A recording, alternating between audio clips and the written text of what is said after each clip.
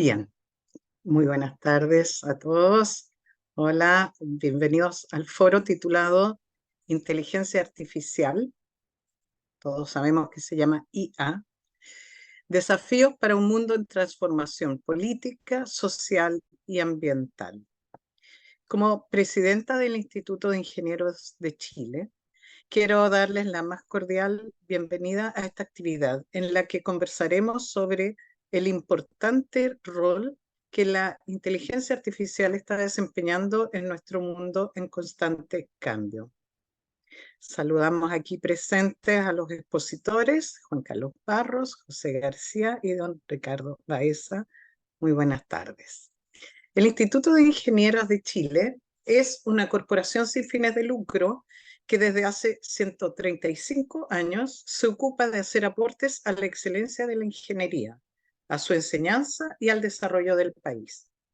Es en este contexto que periódicamente realizamos foros, seminarios, charlas que se ocupan de temas que por su relevancia para el país requieren ser expuestos y debatidos ante la comunidad interesada en ellos.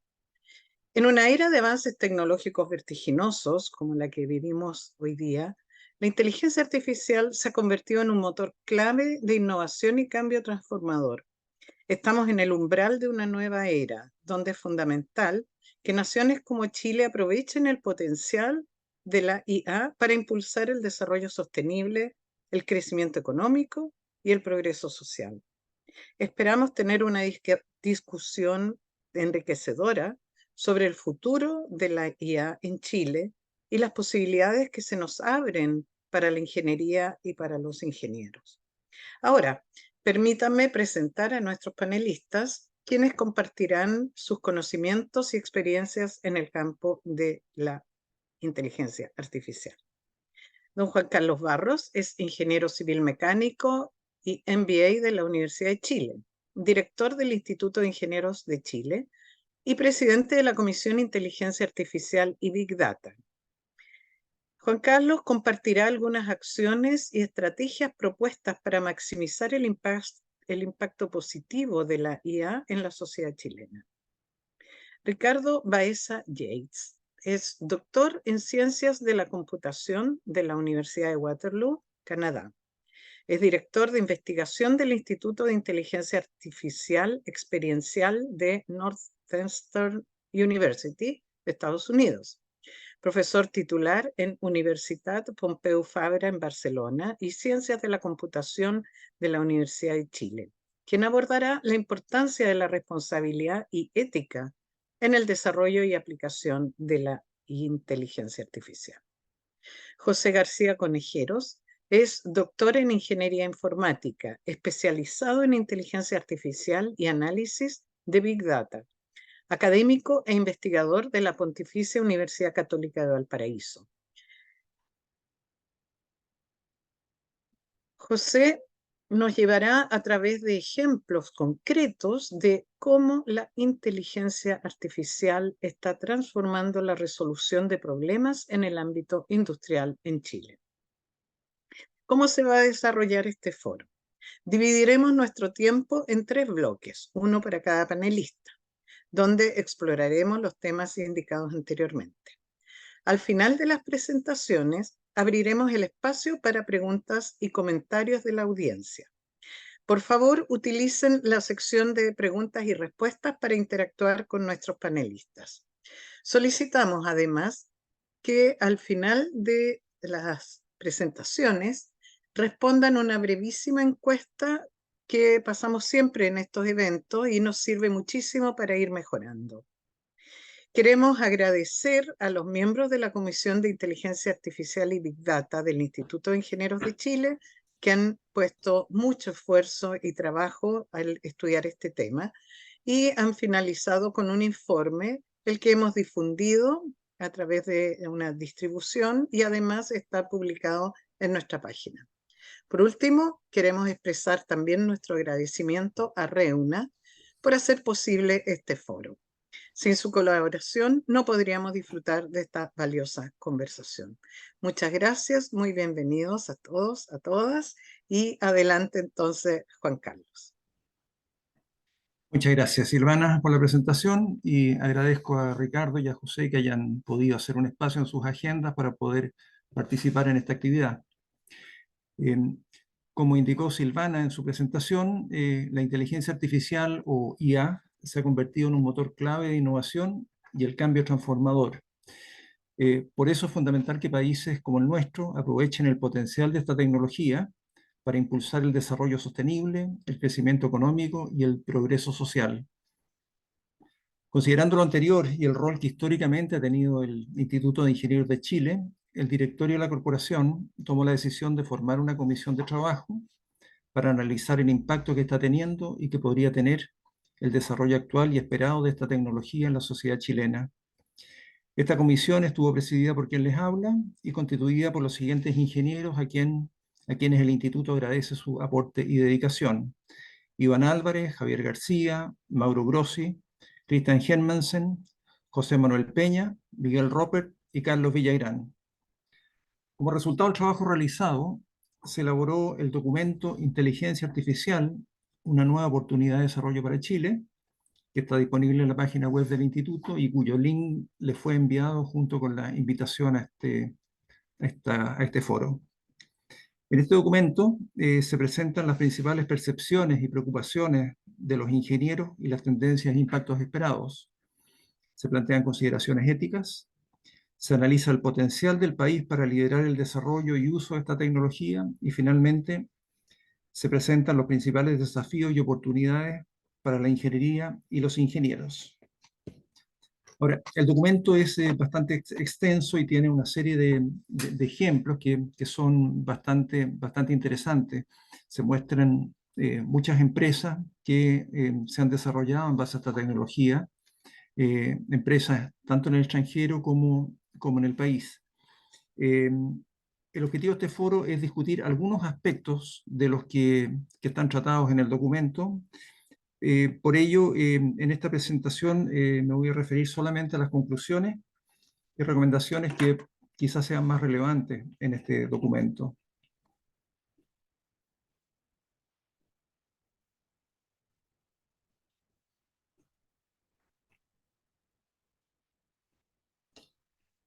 ¿Pueden ver la presentación?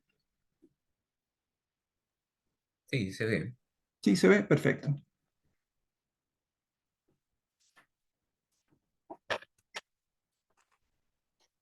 Entonces, como introducción, la inteligencia artificial o IA es considerada una tecnología a propósito general.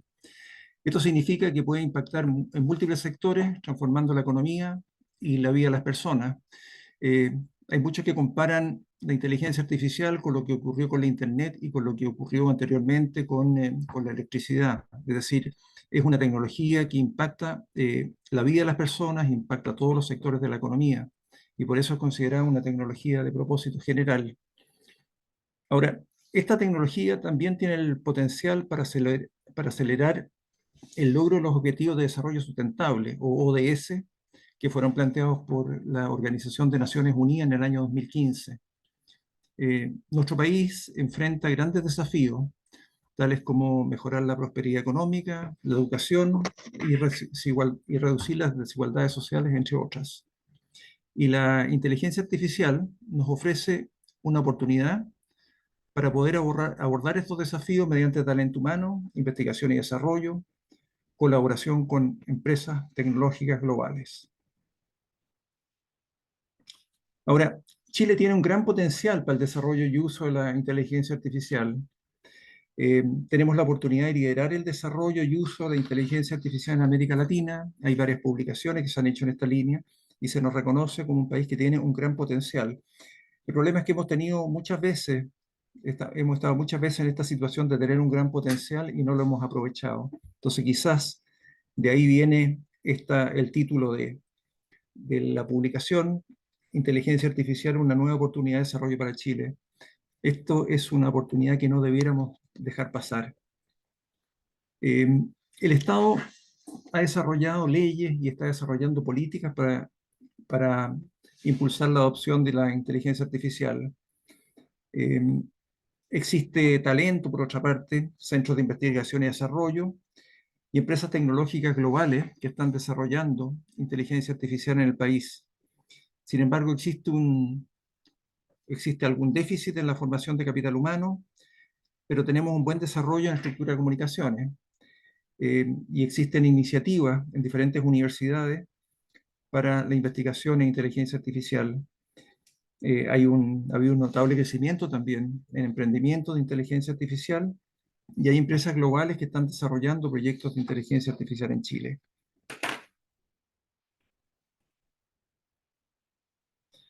Ahora, de acuerdo a lo que vimos en el trabajo que hicimos en la comisión, hay dos caminos de oportunidades para la ingeniería y los ingenieros. Uno es el camino tradicional, que es incorporar esta tecnología en aquellas áreas en las que tradicionalmente nuestro país ha sido fuerte, como por ejemplo lo que es la agroindustria, minería, construcción, energía, eh, etcétera.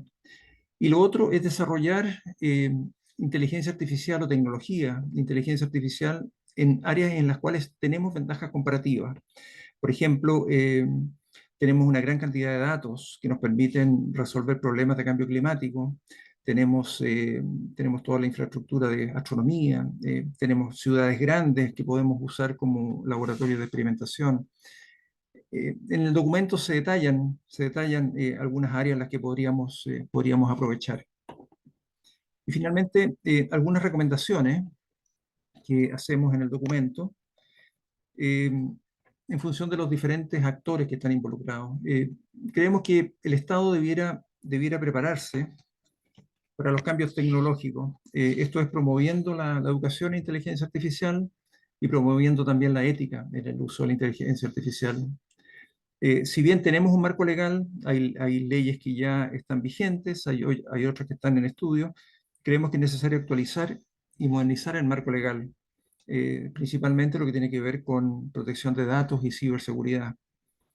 Creemos también que el Estado debiera crear un ecosistema de emprendimiento e innovación centrado en inteligencia artificial y fomentar la colaboración pública-privada y la inversión. Además, facilitar la creación de repositorios de datos abiertos. Algo está haciendo el CENIA en ese sentido, pero en la medida en que tenemos acceso a datos abiertos, podemos propiciar el desarrollo de inteligencias artificiales. Finalmente, promover la inversión en investigación y desarrollo.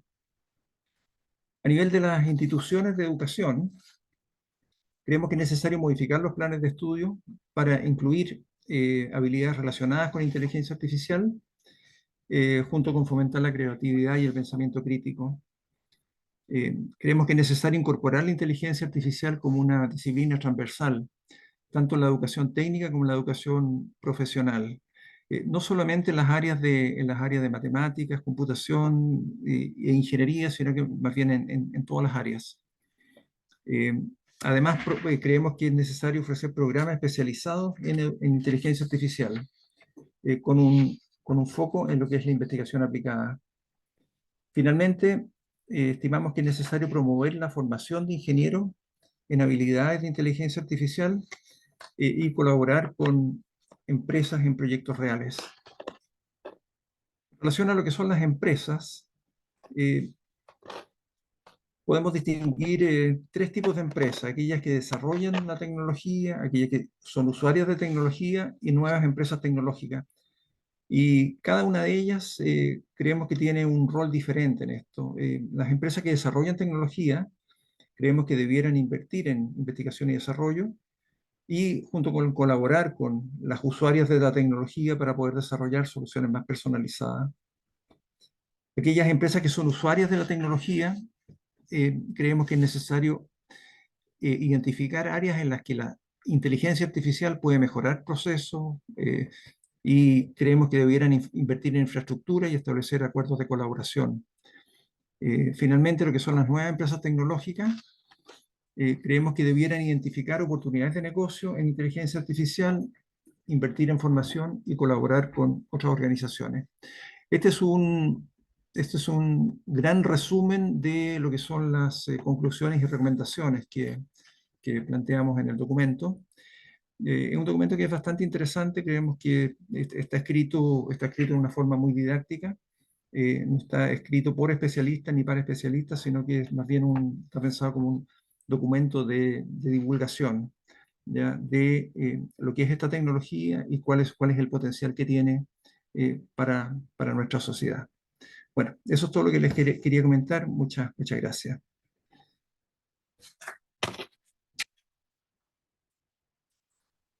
Muchas gracias, Juan Carlos. A ver si eso, gracias. Ahí vamos sacando la presentación y damos paso a don Ricardo Baeza. Juan Carlos, creo que hay que dejar de compartir, por favor. No, ¿no hay preguntas para esta parte? Las preguntas se van a hacer al final de las tres presentaciones. ¿M? Perfecto. Eh, Adelante, Ricardo. Un segundo, que pensé que tenía más tiempo y quería agregar algo sobre la propuesta chilena que hay, pero un segundo.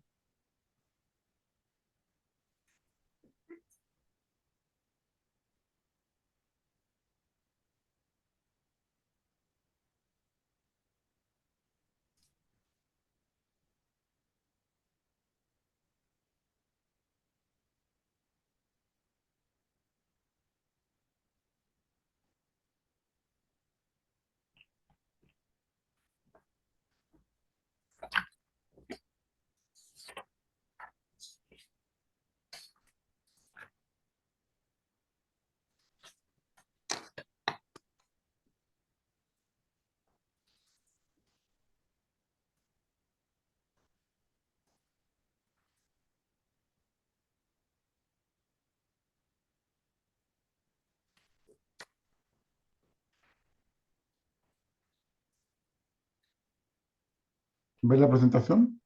Sí, Sí, Perfecto. Bueno, muchas gracias, Silvana. Mucho gusto, creo que nos habíamos conocido antes, y Juan Carlos, por la oportunidad de exponer aquí.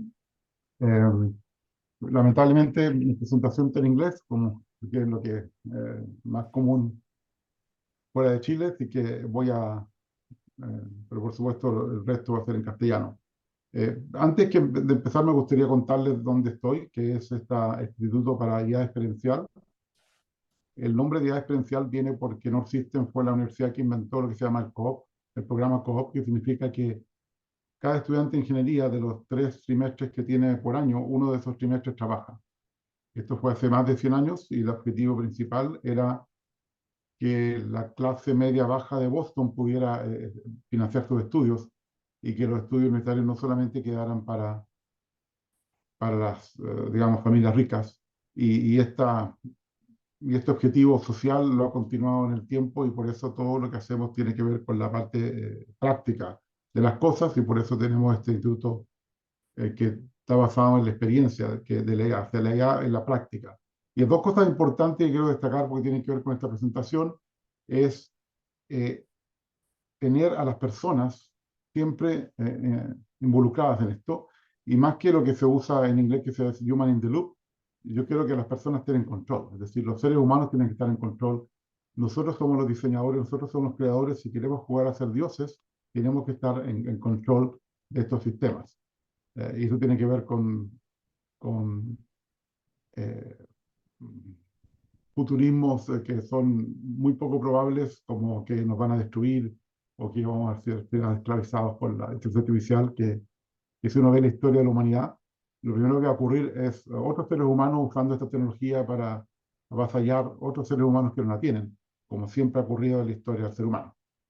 Y finalmente también el segundo punto es que hay una dependencia muy fuerte en los datos, es decir, muchas veces la solución es poner más datos, pero la verdad es que el 99%, incluso más, de todos los problemas que tenemos en la Tierra no tienen datos masivos. Es decir, Big Data es una quimera, es un sueño, y tenemos que preocuparnos de cómo hacer buenas soluciones, buenos algoritmos para cuando tenemos pocos datos.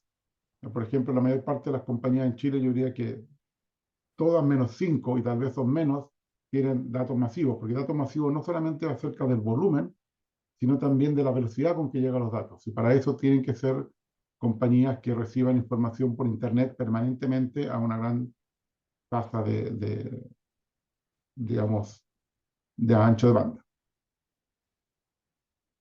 Y por esto tenemos algo que llamamos la práctica legal responsable, que es la base de esta presentación, donde trabajamos con empresas, principalmente en Estados Unidos, ayudándola en todos los aspectos que van desde los principios hasta la gobernanza y hasta en la parte técnica, incluyendo auditorías de modelos cuando lamentablemente hay problemas. Así que entonces, para comenzar, que me gustaría explicar qué es IA responsable. Y primero, no es IA ética. La IA ética no existe conceptualmente. La ética, la justicia, la confianza, las alucinaciones son características humanas y no tenemos que humanizar la tecnología. Es decir, no podemos asociar la ética a una máquina o la justicia o la confianza. Eso tenemos que dejarlo con los humanos. Voy a volver sobre este punto, pero si empezamos a humanizar la tecnología, pasamos a, si vieron la película Bicentenario, a decir que los robots tienen derechos igual que los seres humanos, y eso la verdad que no tiene ningún sentido porque son creaciones nuestras. Otro término que se usa mucho, lamentablemente, hay programas de investigación de la Unión Europea y de Estados Unidos de lo que se llama la IA confiable, y también tenemos un problema con este término porque primero sabemos que no funciona todo el tiempo. Es decir, podemos tener un sistema muy bueno que el 90% del tiempo funciona, pero un 10% del tiempo no funciona. Por ejemplo, ¿cuántos de ustedes se subirían a un ascensor que dice funciona 99% del tiempo? Eso para mí no es ingeniería, es alquimia, que es muy importante. Y yo me subiría al ascensor si dijera no funciona 1% del tiempo y cuando no funciona se detiene. Eso sí, sé que estoy seguro. Y eso es lo que no está ocurriendo hoy en día con inteligencia artificial, y por eso pedir que la IA confiable es poner todo el peso de la decisión en el usuario. Estamos sobrecargando al usuario con esa petición, y yo creo que también incluso no es ético hacerlo. Por eso es que usamos IA responsable. De hecho, me gusta usar un ejemplo de si hace 100 años atrás alguien le hubiera llegado y le hubiera dicho, tengo un nuevo método de transporte, te voy a vender un pasaje en un avión, y la compañía se llama Aviación Confiable. Si me tienen que poner aviación confiable, yo sospecho que inmediatamente hay algún problema si tienen que decir que es confiable. Exactamente, esa es parte del problema. César Hidalgo publicó el año 2021, como lo conocen, chileno, que trabaja ahora en Francia, un libro muy interesante que explora, usando todo lo que es, por ejemplo, Amazon Turk y otras herramientas de hacer preguntas a mucha gente, cómo los seres humanos jugamos a las máquinas, y uno de los resultados interesantes es que somos más duros con las máquinas que con las personas. Es decir, errar es humano, pero no para las máquinas. Y es una contradicción, una paradoja, porque las máquinas están aprendiendo de nosotros. Bueno, la primera parte de la presentación, y supongo que tengo unos 40 minutos para hacerla, ya que Juan Carlos tomó menos tiempo, va a ser sobre IA responsable, porque si no sabemos cuáles son los problemas, es muy difícil concretar la segunda parte, que es cómo lo tenemos que hacer bien. Y estos son los 6 problemas más importantes, en mi opinión. Hay un sesgo personal aquí. El primero, el más conocido, que lo han visto en muchas noticias, es discriminación automatizada. A las mujeres, a minorías, a incluso grupos que no se sabía que existían hasta que el sistema los discriminó. Y después voy a explicar el resto, como la frenología, comercio injusto. Hoy en día todo el comercio digital, mal llamado electrónico, es injusto, pero no tengo tiempo de hablar de eso. Incompetencia humana, hay que recordar el famoso dicho de Einstein, si es que es de Einstein. El mal uso de los recursos, y el problema medioambiental, y finalmente el que más me preocupa hoy en día, aparte de la desinformación, es la salud mental de las personas. Nosotros hicimos un atlas de IA responsable. Hay 2 bases de datos ahí muy interesantes. La segunda es muy buena, se llama incidentdatabase.ai, que tiene más de 2000 ejemplos de problemas que existen, la mayoría tienen que ver con discriminación, pero en esta pequeña que se llama IA horrible, pueden ver que la mitad de los problemas están en Estados Unidos o en China. O sea, las 2 grandes potencias tienen la mitad de los problemas en esta base de datos pequeña. El análisis para la base de datos grande es mucho más complicada porque hay muchos países. Entonces, el primer problema tiene que ver con la maldición de los sesgos. Ahora, todos los algoritmos reciben datos sesgados, porque la información es sesgo. Es decir, si uno recibe datos aleatorios, no sirven para nada. Entonces, el primer sesgo que tenemos es que pensamos que sesgo es algo negativo. Y eso, las noticias ayudan con eso, porque siempre hablan del sesgo negativo. Pero en principio, el sesgo es neutral. Y dependiendo del caso, puede ser positivo o negativo. Por ejemplo, paridad de género es un sesgo positivo. Cualquier acción afirmativa, como se llama en Estados Unidos, por ejemplo, las minorías, es un sesgo positivo. Estamos tratando de cambiar los sesgos negativos de la sociedad. Ahora, de ahora en adelante, voy a usar sesgo solamente en el sentido negativo, pero tenemos que estar muy conscientes que tenemos un sesgo cuando escuchamos esa palabra. Bueno, debería preguntarse el algoritmo si debería ser neutral con respecto a ese sesgo. Por ejemplo, no preocuparse del género. O debería ser justo. Bueno, la mayor parte de los algoritmos no se hacen esta pregunta. No son personas tampoco. Y tenemos en la salida el mismo sesgo negativo. Pero puede ser peor. Podemos también amplificar el sesgo. Ahora, si el algoritmo amplifica el sesgo, no le podemos echar la culpa a los datos. Y esto es lo que yo expuse en este artículo que escribí el año 2018, que salió en la revista más importante de computación, la Communication de ACM, de todos los sesgos que hay en la web, que es un círculo vicioso, y que muestra que los sesgos no están solamente en los datos, sino que también están los algoritmos, están en la interacción de las personas con los algoritmos, y por la importancia del tema, más de 20.000 personas han descargado este artículo. Bueno, déjenme mostrarle un ejemplo.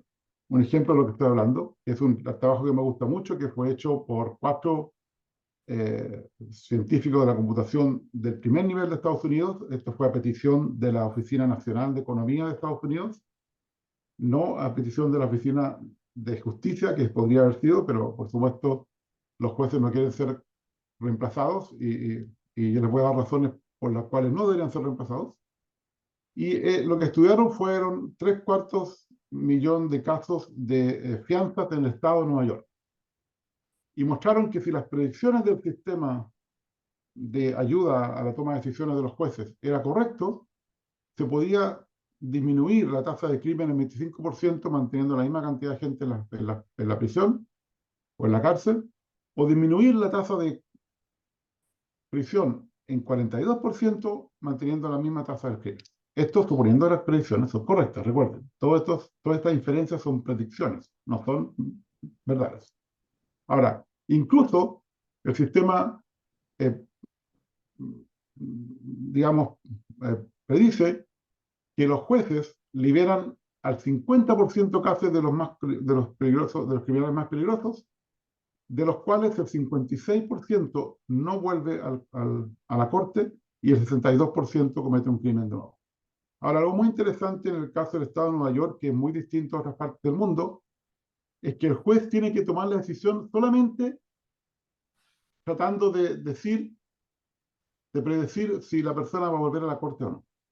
Es decir, no puede tomar la decisión basado en si va a cometer un crimen o no, que para mí es sorprendente porque si yo tengo un asesino serial delante, no correría el riesgo de que cometa otro asesinato.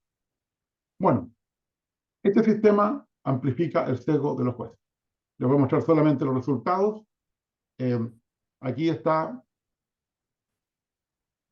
el resultado final. La gente que llega a la corte, el 49% son negros, 33% son hispánicos, en total 82% de estas dos minorías. Ahora, aquí en rojo yo puse cuál es el porcentaje de esas minorías en el estado de Nueva York y básicamente solamente el 82% son. Así que tenemos un sesgo que es más del doble aquí, una discriminación más del doble. Y los jueces aumentan el sesgo con respecto a los negros, el 57% no obtienen fianza, el 32% disminuye un poquito de los hispánicos, no obtienen fianza, seguramente porque hay más latinos blancos y que ahí se nota también el sesgo de raza, pero las dos minorías aumentan al 89%. Ahora, ¿qué pasa con el algoritmo? Y aquí es muy importante este sistema, para los que son computines, usa lo que se llama Gradient Boosted Decision Trees, que es una versión no lineal de los árboles de decisión, que es algo más simple porque no hay tantos datos como para usar aprendizaje profundo. El único dato demográfico es la edad. Es decir, no hay ninguna forma de saber cuál es la etnia de estas personas. Bueno, el sistema, ya les dije los resultados, mejora la tasa de crimen en casi 25%, pero aumenta los negros al 60%, disminuye los latinos al 30%, es decir, aprende los dos sesgos que tienen los jueces, y las dos minorías aumentan al 90%, o sea, un poco más, bastante más. Pero lo bueno con los algoritmos es que nosotros podemos sintonizar el resultado, y por ejemplo, si usamos la tasa más baja, tanto para negros como para latinos, conseguimos que esto baje un poco a 80% en vez de lo que entra, 82%, y igual se disminuye la tasa criminal en casi 23%. No tengo más tiempo de explicar este ejemplo, que es muy bueno, pero básicamente los jueces están haciendo decisiones casi aleatorias. Están dejando libres a personas de todo tipo de criminalidad de acuerdo a la predicción de este sistema. Ahora, entonces aquí podemos hacer una pregunta falaz, que es si es mejor tener un algoritmo sesgado, pero justo. ¿Justo por qué? Porque dos personas que tienen un caso parecido obtienen la misma condena. O sea, por ejemplo, no tiene fianza o tiene fianza. O lo que se llama un juez ruidoso, porque lo que pasa con los jueces es que tienen muchas decisiones que no son coherentes en el tiempo. Es decir, un día a uno para un caso lo deja libre y el otro día para un caso muy parecido lo deja en la casa. Ahora, ¿por qué una pregunta falaz? Porque en realidad los jueces también son sesgados, así que en realidad tenemos que comparar que los algoritmos son como C, son sesgados, y los jueces son como D, son sesgados y también variables. Ahora, hasta hace 2 años atrás yo estaba usando como ejemplo de esto un artículo muy interesante en Harvard Business Review de Daniel Kahneman, como que todos saben, premio Nobel de Economía, el primero en lo que se llama comportamiento humano, y coautores, sobre el alto costo de tomar decisiones inconsistentes en el tiempo, que es lo que pasa con los jueces. Por ejemplo, hay un trabajo que dice que la peor hora para ver un juez es después del almuerzo, porque si no ha comido seguramente te va a tocar una pena peor. Pero hace 2 años ya Daniel Kahneman con Oliver Sibony y Hans Sunstein escribió un libro completo sobre este tema, sobre lo que significa el ruido en nuestras decisiones, que es una falla en los juicios humanos. Pero esto puede ser mucho más complicado. En el año 2020, durante la pandemia, eh, Inglaterra y Gales, aquí le pusieron Reino Unido, pero fue solamente Inglaterra y Gales, decidieron predecir los resultados de un examen para entrar a la universidad y, por supuesto, discriminaron a los colegios públicos. ¿Por qué? Porque es cierto que en promedio los colegios públicos, y eso es interesante viendo los resultados de PISA que acaban de salir, que los colegios públicos tienen en promedio peores estudiantes o aprenden menos. Pero eso es en promedio. En todas las escuelas hay buenos estudiantes, da lo mismo si es público o privado. Entonces, por supuesto, esto discriminaba a los buenos estudiantes en las escuelas públicas. Al final no se usó porque mucha gente reclamó. Otro caso muy interesante. Deliveroo es una plataforma para repartir comida como Rappi o como Uber Eats. Y había un grupo de personas que se sentía que era discriminada porque ganaba menos que otro grupo de personas. Y no se sabía exactamente por qué. Bueno, hay muchas razones, pero una razón es que hay gente que no podía repartir de noche. Y por supuesto esa gente tenía menos trabajo. Así que la solución era muy simple, darle más trabajo durante el día a la gente que solamente podía repartir de día, seguramente porque eran mujeres, porque eran personas que tenían hijos, porque eran personas que tenían dependientes, o por último personas que no querían trabajar de noche, y eso es completamente legal en la mayor parte de los países. Y el peor caso de impacto político de un sistema mal hecho empezó el año 2012 en Holanda. Un ingeniero, seguro que era varón, aquí el sesgo es intencional, decidió buscar fraude en subsidios de jardines infantiles. Nadie le dijo que si uno iba a buscar fraude tiene que empezar por las personas ricas y no por las personas vulnerables. Así que ya era una idea no ética, pero nadie le dijo que no lo podía hacer. Seguramente ni siquiera preguntó si lo podía hacer. Y este sistema acusó falsamente a 26.000 familias de haber cometido fraude. Estas familias tuvieron que devolver mucho dinero porque las acusó por varios años y los jardines infantiles en Holanda son caros. Mucha gente perdió su casa, mucha gente tuvo que volver a su país de origen porque eran migrantes. Es decir, fue un desastre social gigantesco, afectó a 100.000 personas si toman en cuenta una familia normal digamos, de inmigrantes. Y la sociedad civil demandó al Estado. Y esto, por supuesto, llegó hasta la Corte Suprema. Y el año 2020, finalmente, la Corte Suprema de Holanda dijo que esto era ilegal y que el Estado tenía que compensar a todas estas familias. En muchos casos ya era muy tarde, pero la oposición de Holanda dijo que esto no era suficiente. La ministra, era una mujer, la ministra del ministerio involucrado, era una diputada en ese momento, renunció, dijo: yo soy responsable, seguramente yo no sabía que iba a ocurrir esto, y cuando supo ya era demasiado tarde. Pero esto no fue suficiente, la oposición siguió presionando, y el 15 de enero del año 2021 el gobierno de Holanda renunció. Este es el impacto político más grande de un sistema de software, da lo mismo si usa inteligencia artificial o no, y básicamente tuvieron que haber elecciones de nuevo. Ahora, fue elegido el mismo gobierno, eso ya es otro tema, la gente a veces no aprende, y no voy a hablar de eso. Bueno, discriminación debe ser el 80% de los problemas que tenemos hoy en día, pero hay otros temas que también son importantes que tener consciente. Y lo primero es fisionomía. Supongo que muchos de ustedes, tal como yo en filosofía en el liceo, aprendieron que si uno tenía 4 tipos de caras, había 4 tipos de personalidades asociadas a esas caras. Hoy en día sabemos que eso es pseudociencia, que eso no es cierto, que la cara no dice nada sobre nuestra personalidad. Puede decir algo sobre nuestra etnia, pero no sobre nuestra personalidad. Y lamentablemente hay personas que están haciendo esto de nuevo. Por ejemplo, en el año 2017, Kosinski, un famoso psicólogo en Stanford, aquí muy cerca de donde yo vivo, decidió usar las caras para predecir preferencias sexuales. Por supuesto, esto no funciona. Estas son correlaciones espurias. Tal vez a partir de la barba, el pelo, si uso aros o otras cosas, puedo deducir algo, pero esto funciona solamente por eso, no porque realmente uno pueda deducir a partir de la cara eso. Y el estudio estaba mal hecho, hubo muchas críticas. Un año antes, en China decidieron hacer Minority Report, como que vieron la película donde uno predice si uno va a cometer un crimen en el futuro. Hay un sistema, lamentablemente, de Palantir que se llama Gotham, que hace esto, que por supuesto es pseudociencia, e incluso si funcionara, uno no puede arrestar a alguien antes que cometa un crimen.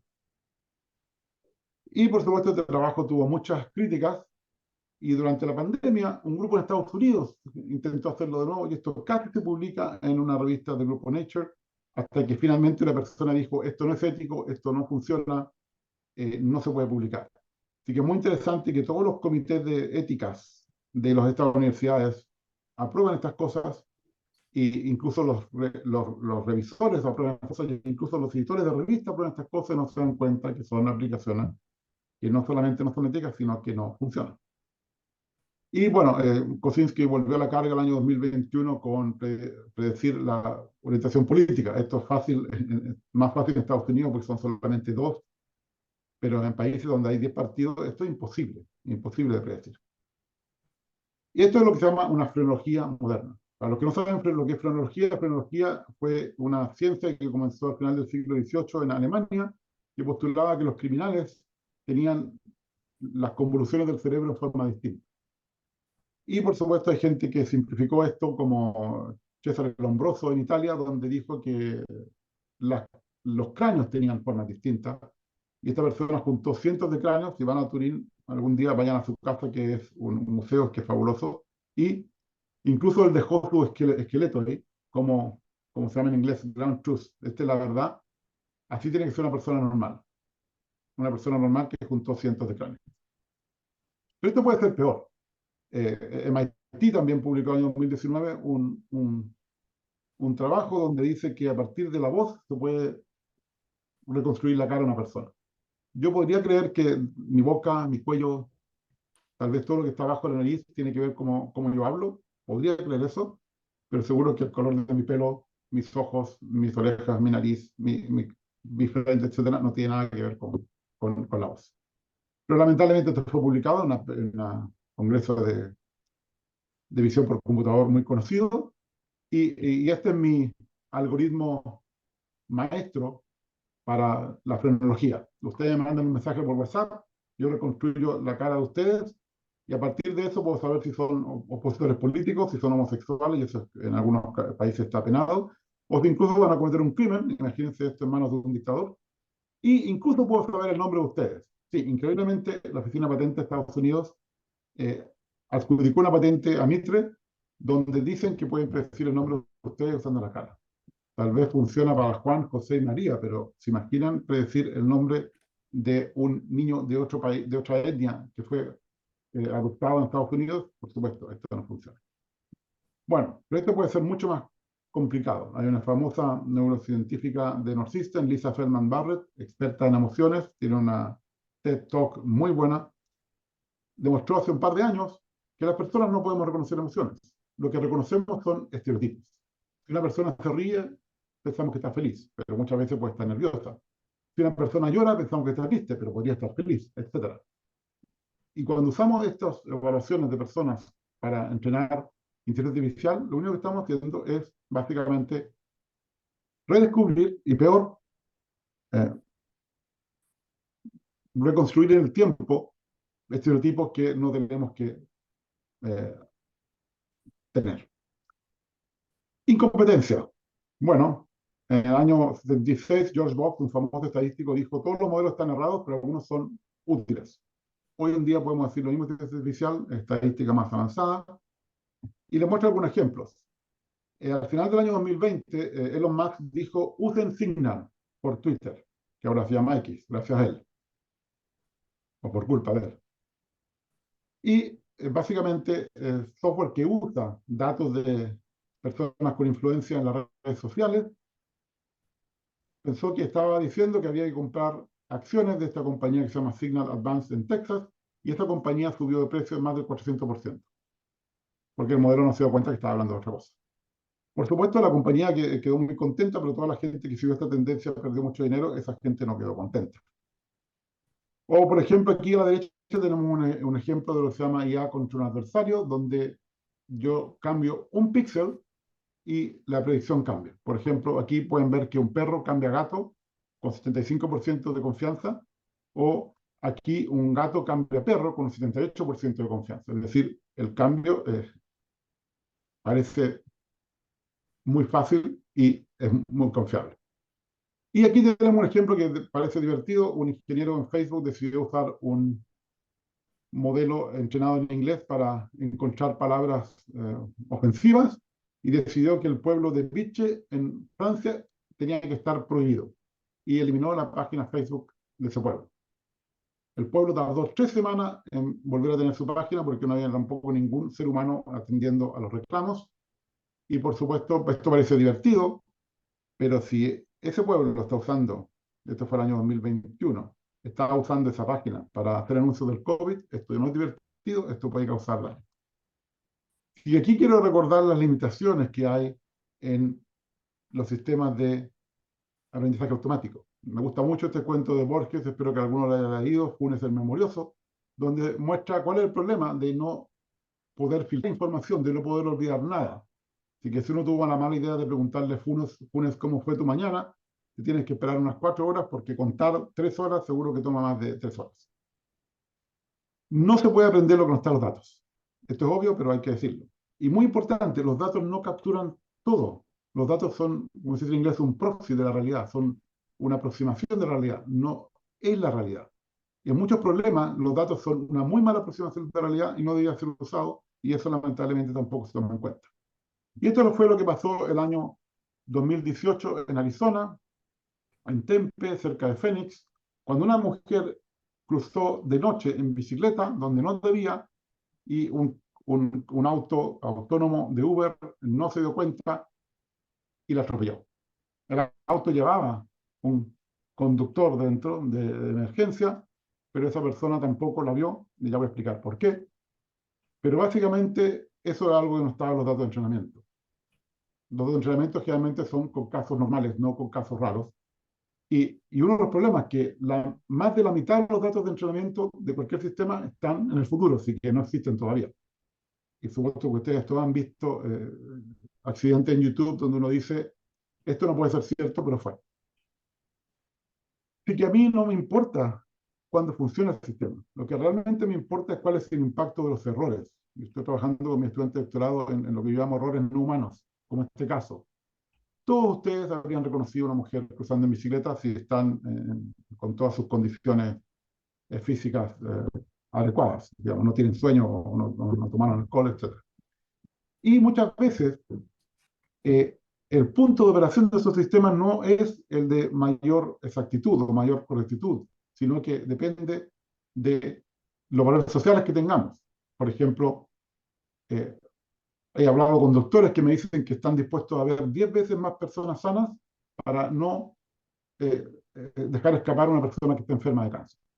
Es decir, en este caso los falsos negativos tienen mucho más valor social porque queremos verlos que los falsos positivos. Por ejemplo, decirle a una persona que está enferma cuando no está. Bueno, para los computines que hay en la charla, tenemos que decir no sé cuando lo sabemos. Lamentablemente todos esos sistemas dan una respuesta, incluso cuando la confianza del sistema es baja. Ahora, hay un tema más de fondo que estoy tratando de investigar, que es más complicado, es que muchas veces lo que hacemos es inventamos categorías, y voy a volver sobre esto, que no existen. Por ejemplo, digamos las categorías que se usan en Chile para el nivel económico. Pongamos que estos son A, B y C. Son tres, que tienen unos umbrales arbitrarios, donde se dividen. Pero ¿qué es lo que pasa? Que si tomamos cualquier otra variable, por ejemplo, en esta categoría económica, tomamos variables de educación, lo que va a pasar es esto. En esa otra variable hay traslape, no están separadas. Y esto, lo que pasa es que cuando uno usa estas categorías para tomar decisiones, por ejemplo, bancarias, ya cometemos un error. Por ejemplo, imagínense una persona de una categoría económica baja que va por primera vez a un banco. ¿Qué hace el sistema actualmente? Toma datos de personas similares y predice si esa persona va a ser un buen cliente o no.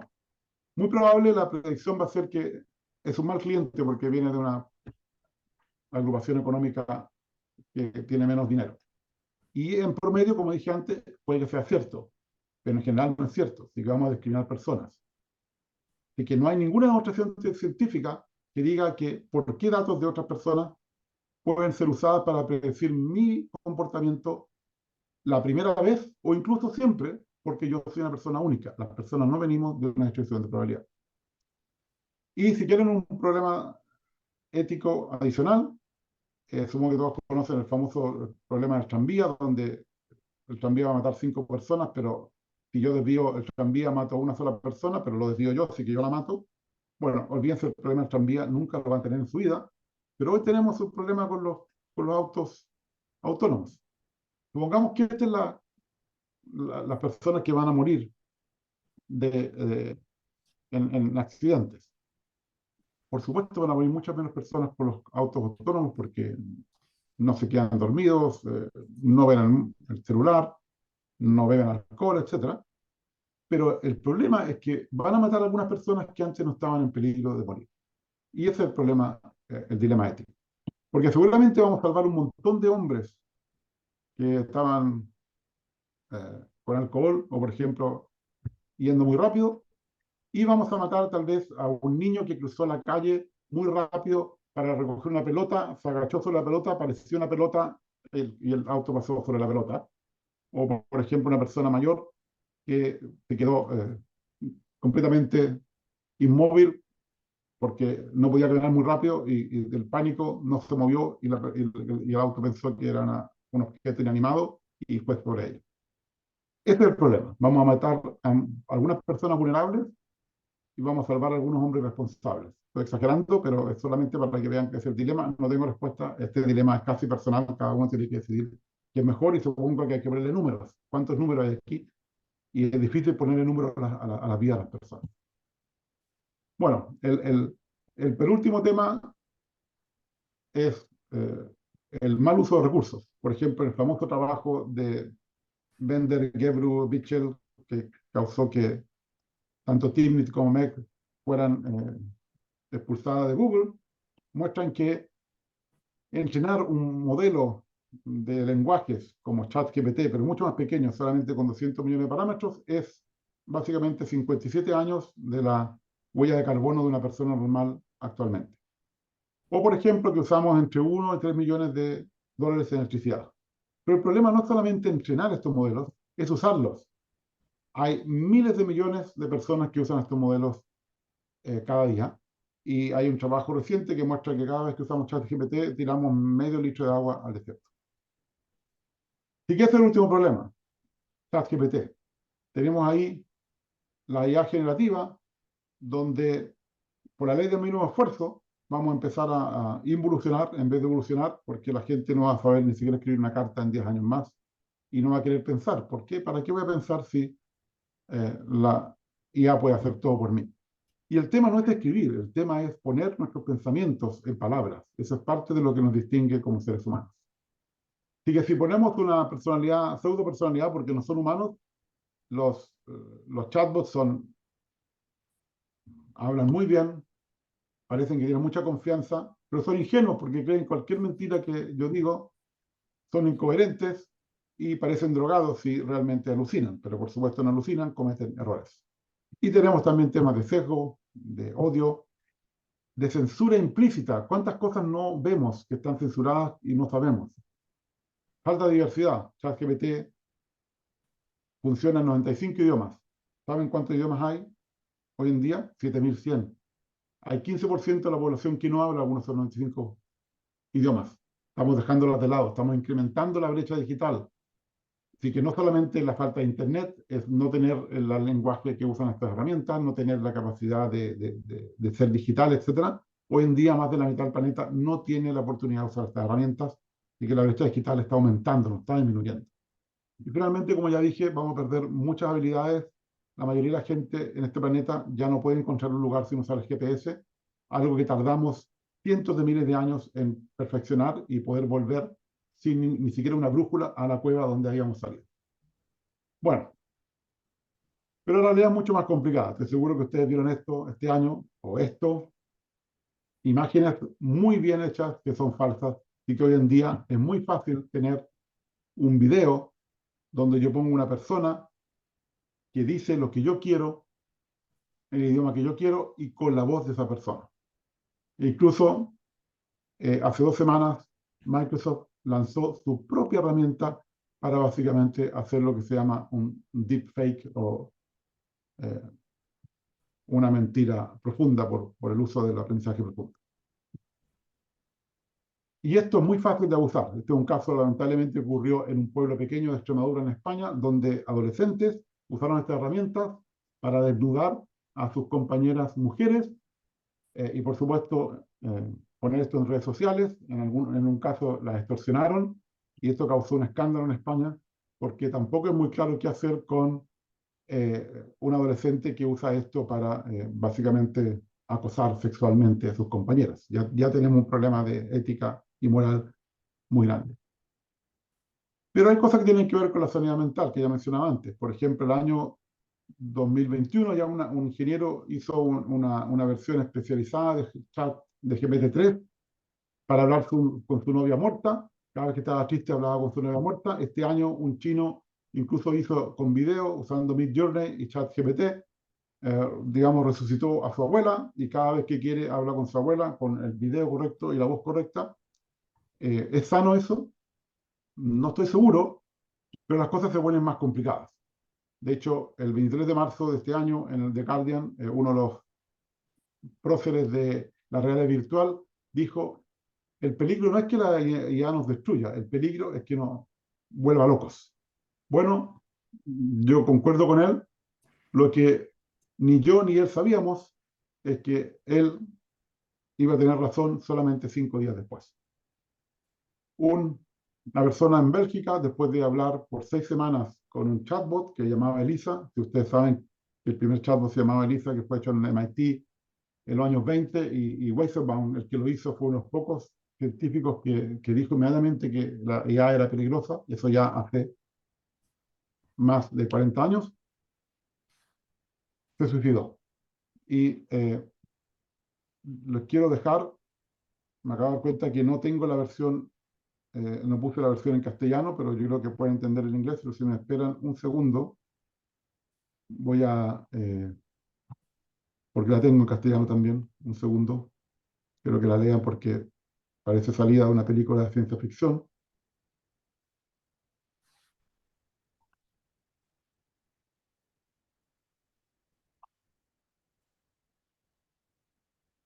Y por favor, leanla. Cada uno de ustedes puede decidir si el chatbot ayudó a la persona a suicidarse y espero que se den cuenta que hay una suposición implícita que después de morir se iba a encontrar en el más allá con este chatbot. Y si les puede recordar la película Her, si la vieron. Bueno, y que algo muy importante, no humanice la tecnología. Y esto se parece a la primera página que tenía Juan Carlos, que tenía un robot que parecía preocupado. No pongan robots preocupados, no pongan robots pensando, porque los robots no piensan, no están preocupados, no son humanos. Cada vez que usamos esas caras, estamos humanizando la tecnología. Y esto es de mi eticista principal de mi grupo. Yo tengo un grupo de IA responsable donde hay 4 filósofos y un abogado, y porque hay que ver todas esas cosas. Y básicamente los sistemas no alucinan, cometen errores, no piensan, pero imitan conversaciones. De hecho, Turing llamó al famoso test de Turing, no lo llamó test de Turing, para él no era un test, lo llamó el juego de la imitación. Y si vieron la película, ahí queda muy claro. No tienen opiniones, pero reflejan opiniones. No tienen intenciones, pero producen resultados. No quieren manipular o dañar, pero causan manipulación, desinformación y daño. Así que es muy importante. Este es el final de la primera parte y ahora voy a hacer muy rápido la segunda parte, que tiene que ver con principios, autonomía, haga el bien y no el mal, justicia. Estos son los 3 valores de la bioética, son los mismos 3 valores que hay que usar en la ética de la IA. Y los principios a veces tienen conflictos, por ejemplo, disminuir la autonomía de ustedes para evitar que se hagan daño. El año 2021 salió la primera propuesta para regular el uso de la inteligencia artificial, que fue aprobada por el Parlamento de la Unión Europea en junio de este año. Tardaron mucho más tiempo del esperado. Está basado en riesgo, niveles de riesgo. Tiene 4 niveles de riesgo, que son prohibido, alto, bajo, ¿por qué no medio? No lo sé, y sin riesgo. Y aquí está el primer problema. Es la primera vez que vamos a regular el uso de la tecnología. Yo creo que es un error gravísimo. Tenemos que regular los problemas. No podemos regular la tecnología misma que resuelve un problema, porque van a aparecer otras tecnologías que vamos a tener que regular, que van a ser usadas para los mismos problemas. Esto va a ser un camino largo, tedioso, tal vez con mucho trabajo para los abogados, pero muy mal para el resto del mundo. Esto también incluye algo sobre la IA generativa. Tenían que haber terminado ayer, ponerse de acuerdo, y no se pusieron de acuerdo. Hoy cancelaron la rueda de prensa que iban a hacer, porque todavía Italia, Francia y Alemania, los 3 países principales, no se ponen de acuerdo en la parte de los modelos de lenguaje. Y también yo creo en temas como reconocimiento facial, que fue prohibido por el Parlamento, pero que seguro que gobiernos como Hungría o Polonia quieren tener, poder hacerlo en forma genérica. Y otro problema que tiene esto es que genera estas categorías que no existen. El riesgo es una variable continua. Ya cometimos el error muchas veces. Las razas no existen. El color de piel es una variable continua. No hay sentido, no tiene sentido decir dónde se parte lo claro con lo oscuro, etc. Y lo mismo está pasando aquí. El riesgo es una variable continua que no sabemos ni siquiera cómo medir. Y por supuesto la vamos siempre a subestimar. Otro problema de la propuesta de la Unión Europea es que habla solamente de inteligencia artificial. El año pasado, cuando por primera vez Estados Unidos puso un anteproyecto para regular el uso de la inteligencia artificial, dejó muy claro que era sistemas automatizados. Es decir, no solamente la IA, porque aquí cualquier software, cualquier sistema tiene que ser regulado de la misma manera. Ese es un pequeño problema. Y ahora con la orden ejecutiva que apareció hace un poco más de un mes, van a cambiar muchas cosas porque ahora se define lo que es una IA segura, pero lamentablemente todavía usan la palabra confiable, que para mí es un error conceptual.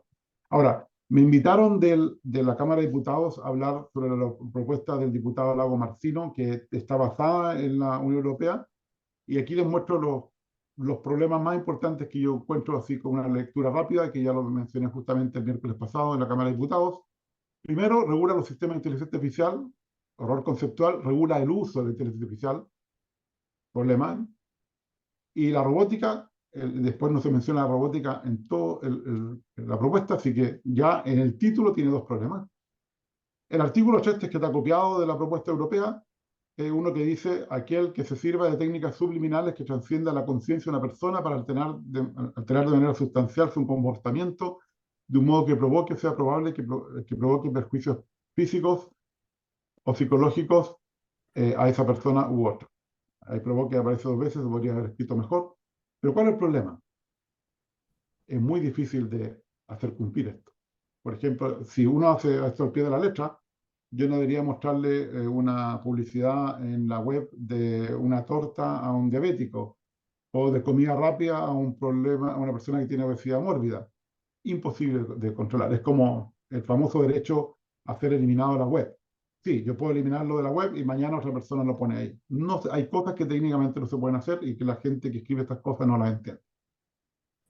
El artículo 6, por ejemplo, no sé por qué pide que los usuarios tengan autorización para estos sistemas. No tiene ningún sentido. Los desarrolladores y los proveedores, por supuesto. Y pedir toda la documentación técnica es, como se dice en inglés, wishful thinking, porque nadie va a dar toda la documentación técnica.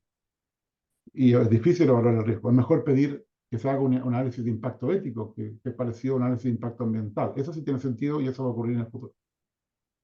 Y finalmente, el artículo 4, que son los sistemas de alto riesgo en Europa. Bueno, aquí tengo marcados sistemas que para mí son de más de alto riesgo, porque tienen que ver con esta parte no ética y de pseudociencia que les mencioné antes.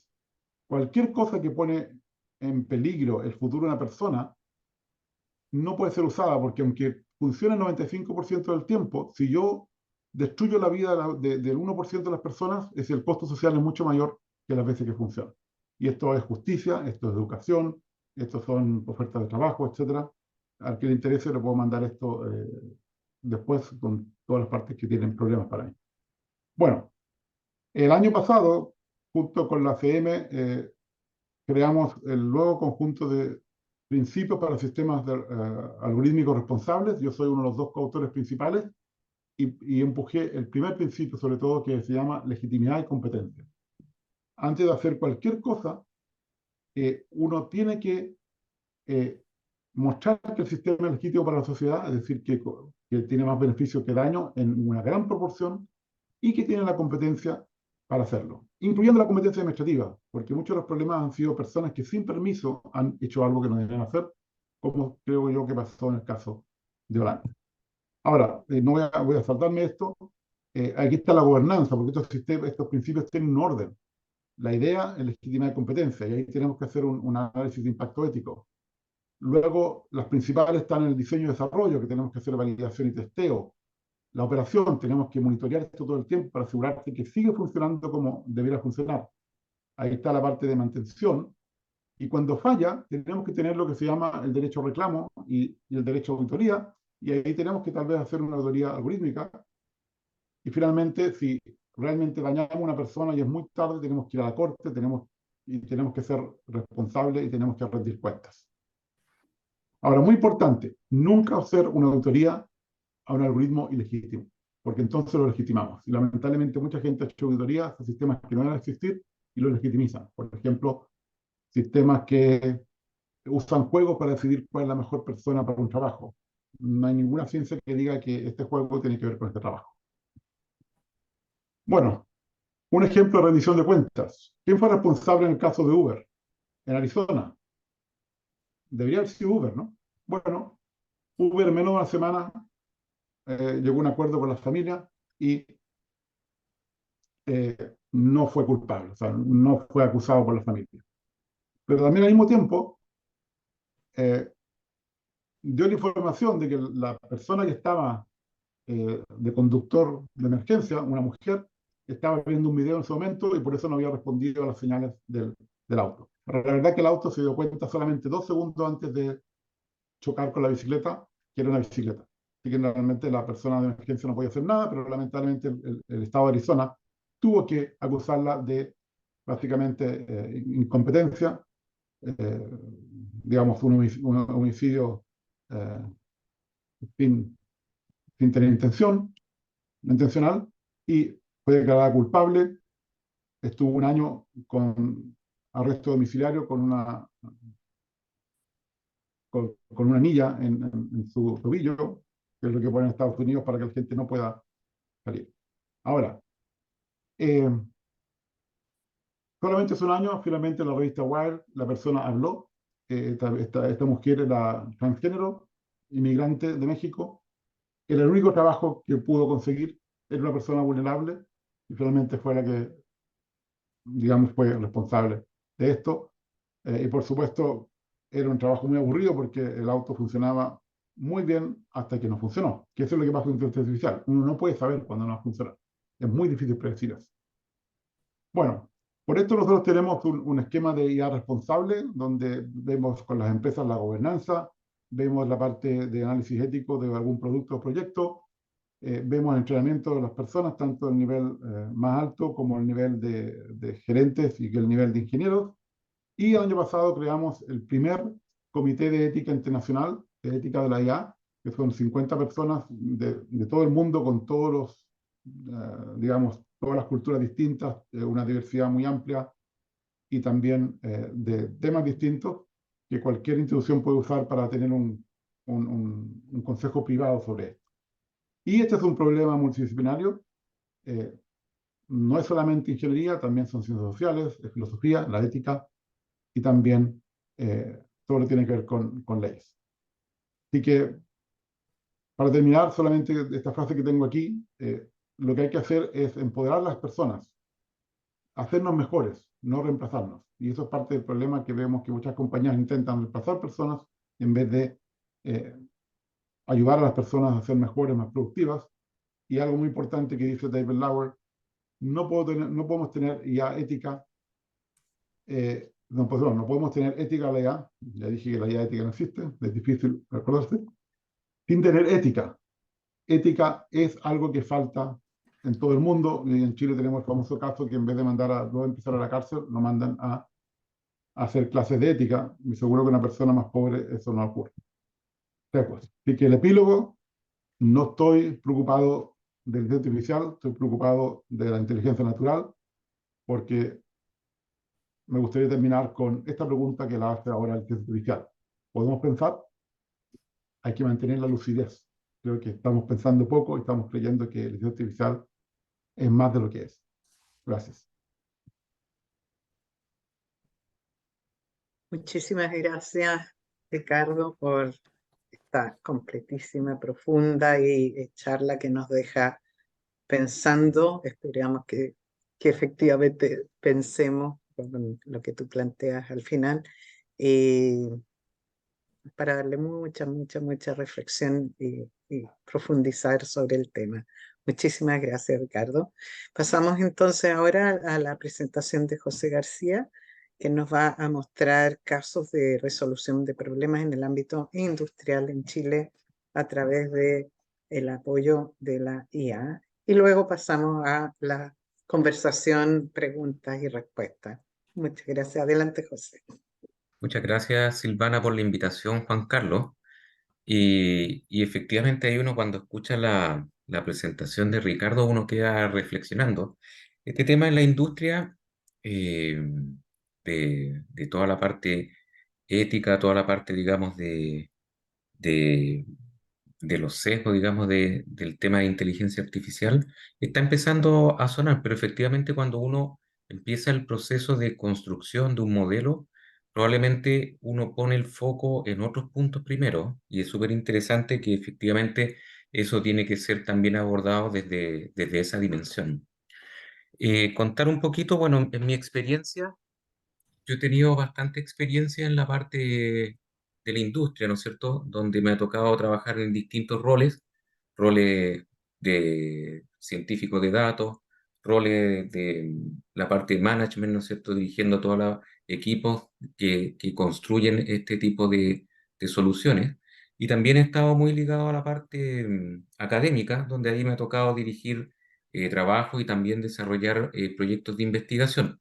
¿vale? Entonces la idea es poder de alguna manera contar la experiencia que ha sido básicamente desarrollar proyectos en esta área, que muchas veces uno se queda con el algoritmo, que es como la parte relevante, ¿no es cierto? Pero para poder eso finalmente llevarlo a la práctica necesita una serie de otros componentes también, ¿no? ¿Vale? Y vamos aquí a presentar ahí.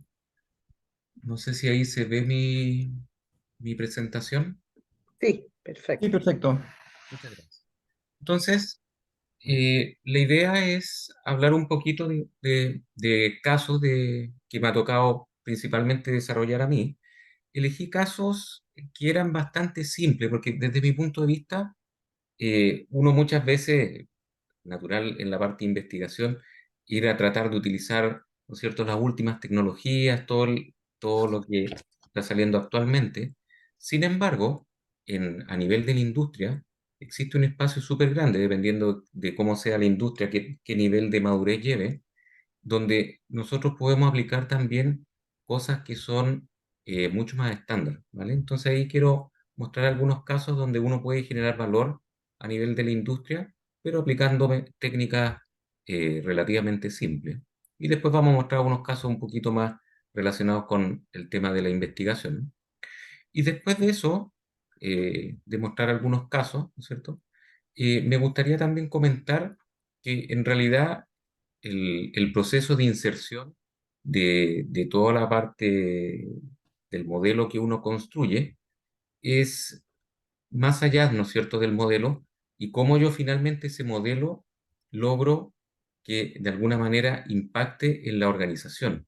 Cómo yo logro que mi construcción, mi proceso constructivo sea mucho más eficiente, porque muchas veces es una tarea titánica lograr un modelo y cómo de alguna manera, una vez que yo ya tengo este proceso construido, somos capaces de poder mantener eso, ¿no es cierto?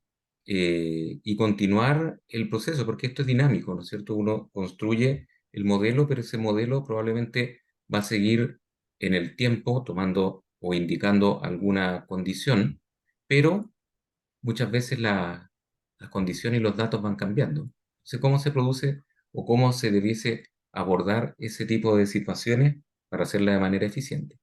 ¿Vale? Hay un poquito de contexto en la industria, ¿cierto? Cuando uno mira la industria, uno usualmente, ¿qué es lo que ve a nivel de proyectos que se están realizando en esta área? Mucho tiene que ver con automatizar procesos, ¿no es cierto?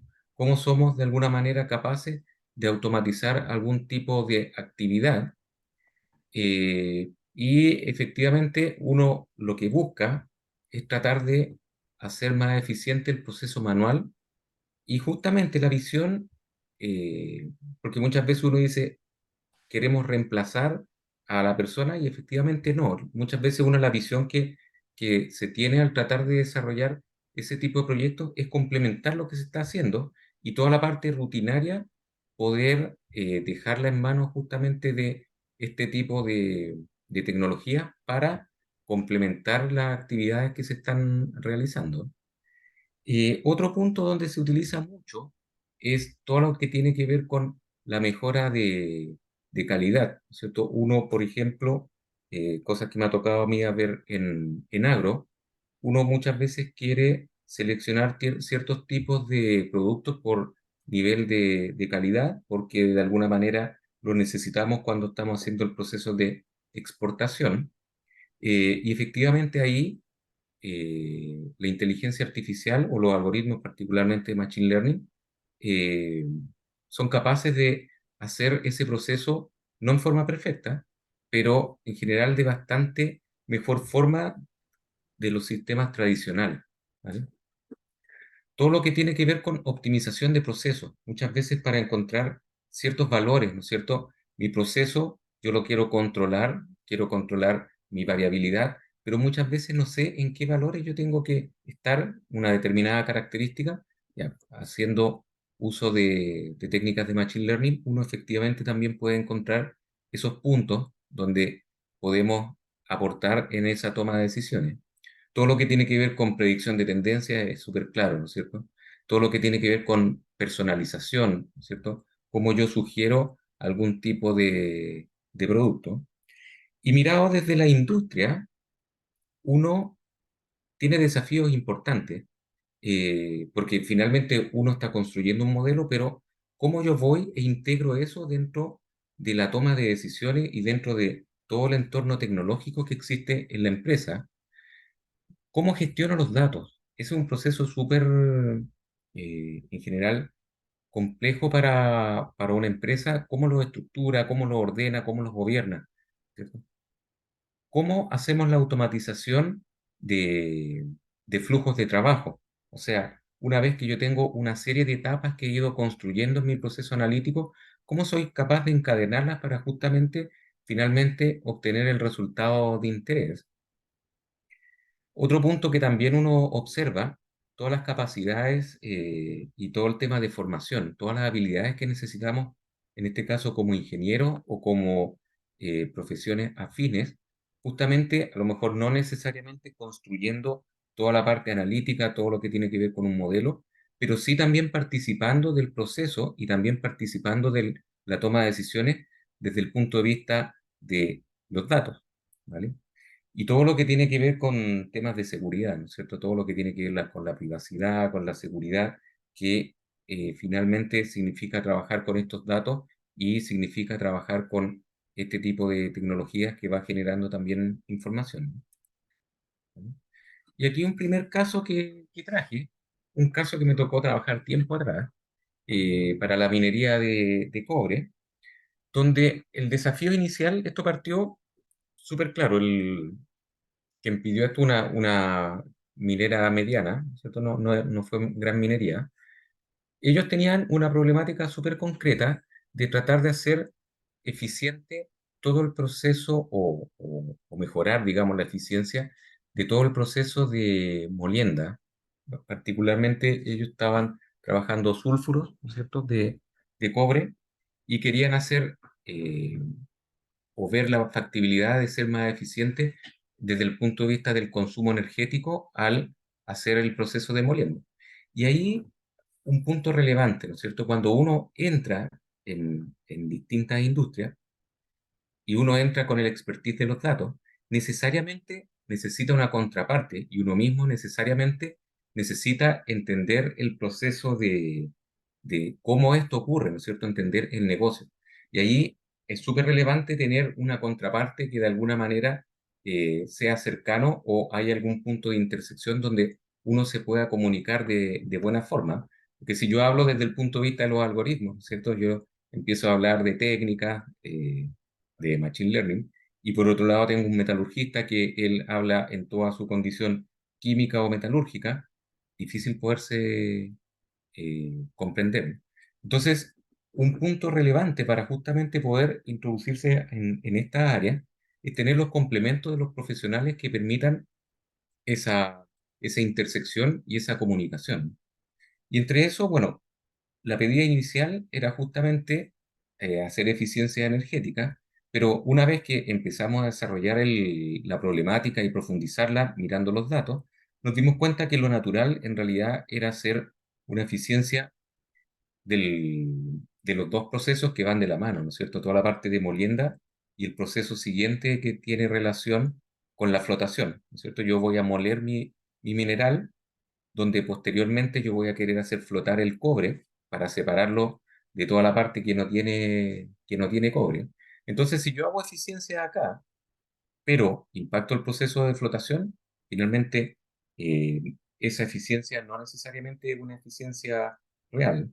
Por lo tanto, punto relevante, nosotros acá tuvimos que iterar y efectivamente profundizar la pedida inicial para lograr el contexto correcto. Y una vez que tuvimos eso, y, y empezamos a hacer el proceso de análisis de los datos, bueno, como siempre ocurre, eh, los datos vienen con un montón de ruido, ¿no es cierto? Venían con un montón de puntos que no ensuciaban el análisis. Y ahí tuvimos que empezar a trabajar, diseñar técnicas. Nosotros principalmente analizamos inicialmente toda la parte de molienda, pero después fuimos incorporando también información de toda la parte de flotación. Y una vez que empezamos a analizar eso, efectivamente tuvimos que utilizar técnicas bastante estándar al inicio, como por ejemplo técnicas de clustering como del scan, CAMIN, para hacer todo el proceso de limpieza. Y el objetivo era tratar de encontrar lo que nosotros llamamos comportamientos regulares, o sea, ver si existía alguna práctica del operador que pudiéramos mapearla en los datos. Y tuvimos que nuevamente diseñar algún tipo de técnica que nos permitiera, inicialmente, como se ve en la imagen del medio, limpiar estos puntos, que ahí están mostrados en dos dimensiones, pero el problema era bastante más mayor que las dos dimensiones. Y posteriormente, una vez que generábamos los clústeres, poder limpiar toda la parte que tenía que ver con la dispersión y quedarnos con un clúster que realmente fuera compacto, ¿cierto? Entonces ahí también tuvimos que utilizar distintos tipos de técnicas de geometría computacional y de clustering para justamente hacer ese proceso de limpieza inicial y posteriormente de incorporación, digamos, o identificación de estos comportamientos regulares, ¿vale? Y hay un ejemplo, un resultado, digamos, porque este es un punto relevante, es que uno desarrolla el modelo, pero tenemos que ser capaces, uno va a tener métricas, ¿no es cierto? Ahí las típicas de clustering para ver si el clúster está bien o no, pero en la práctica uno realmente sabe que esto funciona bien cuando lo pone a prueba, ¿no es cierto? Entonces, acá lo que hicimos fue la condición inicial, el antes de, ¿no es cierto? Ahí no teníamos posibilidad de poder haber hecho un grupo control, donde acá, fíjense, bueno, teníamos 4 clústeres, mirando la condición inicial, cómo operaban los modelos. Este clúster de arriba era otro tipo de mineral, por lo tanto no entraba en el análisis. Y los 3 clústeres de abajo, los 3 que se ven de distintos colores, eran nuestros clústeres de interés, donde el azul era el clúster más eficiente y el rojo era el clúster más ineficiente. Fíjense también, acá estamos mirando por un lado la producción y por el otro lado la potencia, pero finalmente toda la parte de clustering era n-dimensional, o sea, acá teníamos muchos más atributos, pero nos interesaba justamente mirar esos dos porque queríamos ver toda la parte de eficiencia energética. ¿Y qué ocurrió? Nosotros con las técnicas de clustering y encontrar comportamientos regulares, le pudimos presentar valores a los operadores y estos operadores ahora empezaron a ajustar el molino en función de los valores que nosotros les podíamos entregar. Condición de eso, lo que ocurrió es que el clúster azul, que seguía siendo el más eficiente, empezaron a haber muchos más puntos en ese clúster y empezaron a eliminarse los puntos de los clústeres rojos y clúster verde. De hecho, concretamente pasamos de un 25% de puntos, del total de puntos que teníamos inicialmente, a alrededor de un 38% de puntos. Lo otro también que ocurrió es que igual seguíamos teniendo clústeres que entre comillas eran más ineficientes, pero empezaron a ser más eficientes que los originales, ¿vale?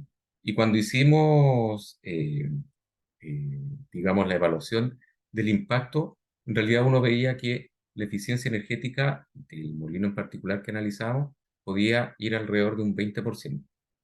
Todo eso lo hicimos en un contexto de, nosotros fuimos a buscar los datos y nos trajimos en un pendrive el grupo de datos y lo analizamos offline. ¿Qué pasó después? Esto había que ponerlo a tomar decisiones. Por lo tanto, hubo que hacer todo un proceso de construir una aplicación partiendo de la adquisición de los datos en tiempo real, porque esto era finalmente lograr decisiones en tiempo real, tomar esos datos, estructurarlos en nuestro base de datos o data lake, ¿no es cierto?, dependiendo de la arquitectura que tuviéramos, incluir toda la parte del modelo y finalmente generar todas las visualizaciones asistido por gente de experiencia de usuario para mejorar, digamos, la visualización, para que finalmente los operadores pudieran hacer el proceso de toma de decisiones. Lo interesante fue que la construcción del modelo original fueron alrededor de 2 meses de trabajo. El desarrollo de la plataforma, esto estoy hablando hace unos 8 años atrás, había mucho menos librerías que actualmente, nos costó alrededor de un año poder construirla, ¿vale? Por lo tanto, el proceso desde construir el modelo y poder ponerlo en un entorno a tomar decisiones, fue bastante más duro que solamente la construcción del modelo. Y si uno analiza, bueno, acá un poquito mostrar cómo era la aplicación, también se generaban los clústeres en tiempo real y podíamos indicar el punto que actualmente estaba procesándose, bajo qué condición estaba, si estaba eficiente, que en este caso es el verde, o ineficiente, que sería el rojo, o en una gama intermedia, que sería el amarillo o el naranja, ¿vale? Y cuando uno analiza el por qué significaba eso, de pasar de tomar 2 meses a un año de construcción, un punto relevante fue todo lo que tenía que ver con el proceso de integración, de tomar estos datos y poder analizar que los datos tuvieran la calidad adecuada, ¿no es cierto? La interfaz de usuario y hacer la experiencia de usuario fue todo otro desafío.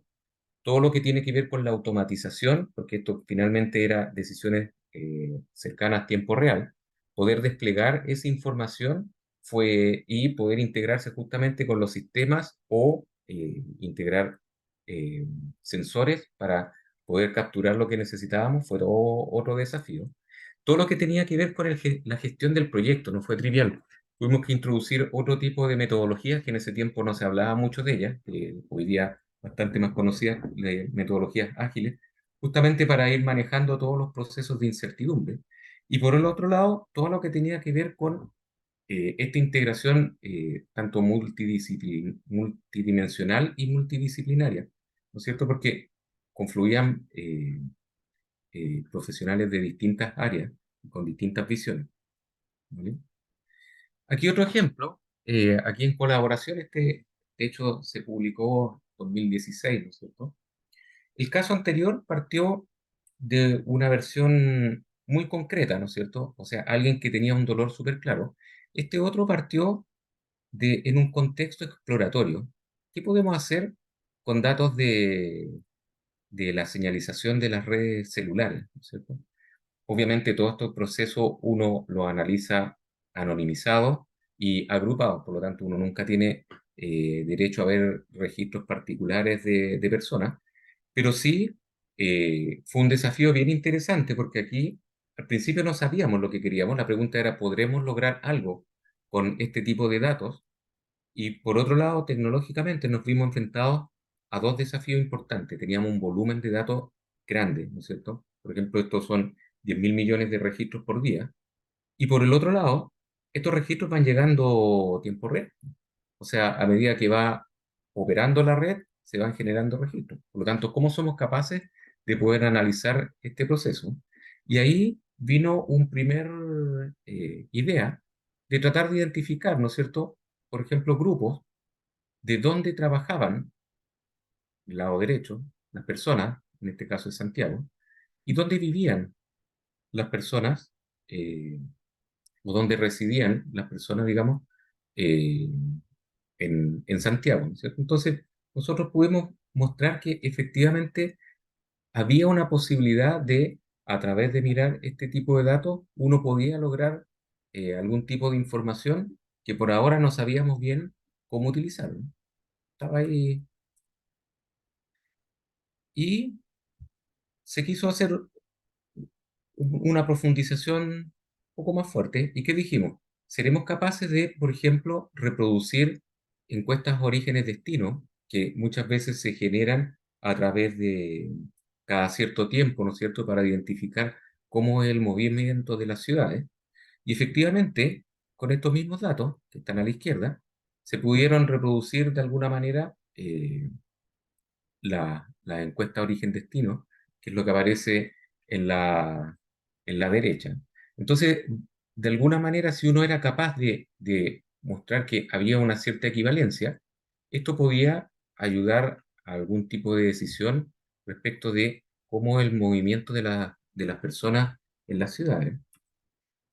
Como ya teníamos los datos, en el caso de las encuestas uno tiene un dato un poquito más pobre. En el caso de toda la parte de la análisis de las redes celulares, uno tenía más información, uno podía, por ejemplo, hacer nuevamente análisis de clúster, donde aquí se mostraron dos resultados. Primero miramos grupos, tratamos de hacer aplicamos una técnica mirando dos clústeres, ¿no es cierto? Y ahí éramos capaces de distinguir, sacando evidentemente todos los ruidos que nos molestaban, grupos de personas, o digamos, en este caso municipios o sectores de Santiago, donde principalmente la gente residía, y habían otros sectores donde la gente trabajaba, ¿vale? Y si uno eso lo iba aperturando, podía ver el mismo patrón, pero también podía encontrar patrones. Acá abajo son las horas del día, ¿no es cierto? Entonces acá está la mañana, acá está la noche, acá está el horario laboral. Y aquí uno puede ver pic también de movimiento. Entonces uno podía ver pic a las horas punta en la mañana, a las horas puntas en la tarde, para ciertas comunas, ¿no es cierto? Entonces con eso uno podía de alguna manera visualizar de alguna manera cómo era este mapa de Santiago en ese movimiento. Aquí se me viene a la mente toda la parte de, digamos, de lo que se hablaba recién, ¿no es cierto? De cómo efectivamente esto uno lo tiene que también contextualizar en toda la parte ética y qué impacto tiene todas las decisiones que se podrían tomar con esto, ¿vale?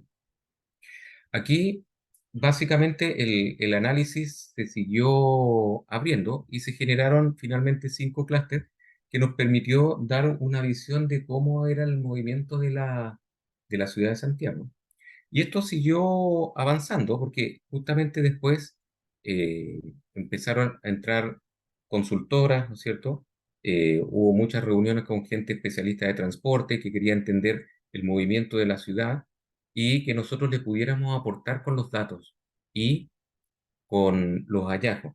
Ahí era un punto interesante porque efectivamente el proceso era aportar no era una automatización en la toma de decisiones, sino que era un complemento a lo que efectivamente los especialistas manejaban.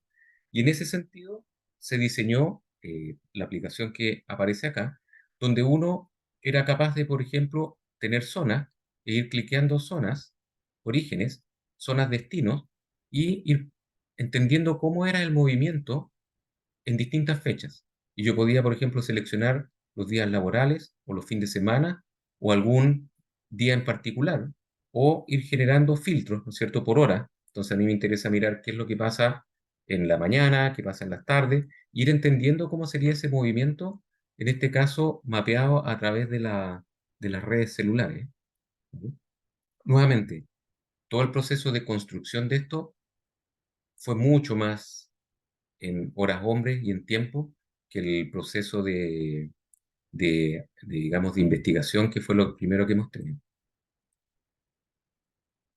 Otro ejemplo, vamos a ir un poquito más rápido.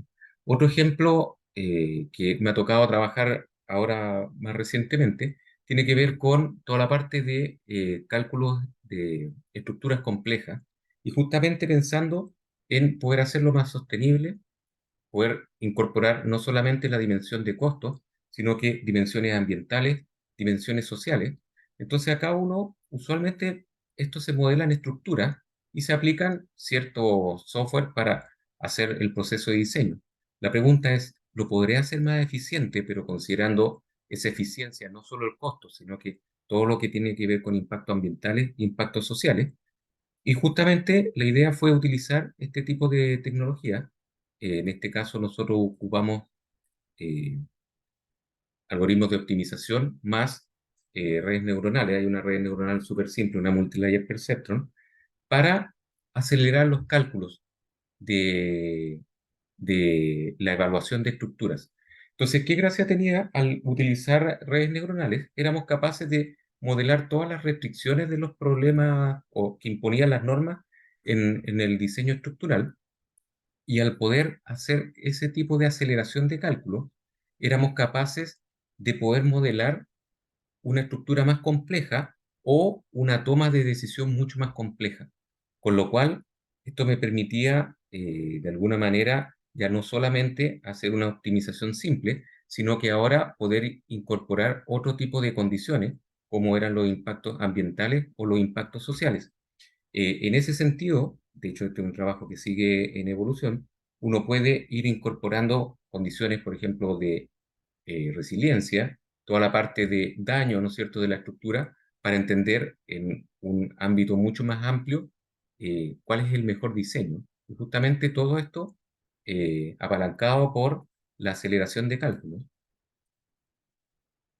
Y ahí una muestra, digamos, de lo que fuimos capaces al principio, si no acelerábamos el cálculo, en términos de los tiempos éramos capaces de calcular costos, pero después nosotros pudimos tomar el proceso completo de construcción, ¿no es cierto? La manufactura, de los elementos, la construcción, todo lo que tiene que ver con la mantención y la finalización de la estructura, y en ese contexto poder hacer toda la evaluación económica, ambiental y social, ¿vale? Cosa de que si no hubiéramos acelerado el cálculo, el tipo de cómputo, el nivel de complejidad era tal que eso no era viable en los tiempos que necesitábamos.